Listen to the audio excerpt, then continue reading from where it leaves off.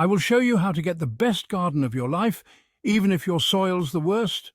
Today, we're diving into the top 5 colourful rock garden plants that thrive in poor soil. First up, we have the resilient sedum, also called stonecrop. These little guys can handle drought and still sparkle like garden gems. Next, meet the charming creeping thyme. Not only does it smell amazing, but it also spreads like a delightful fragrant carpet. Third on our list is the cheerful gazania. This sun-loving flower bursts with colour and laughs in the face of bad soil. Fourth, we have the tough-as-nails ice plant. Its vibrant blooms and hardy nature make it a rock garden superstar.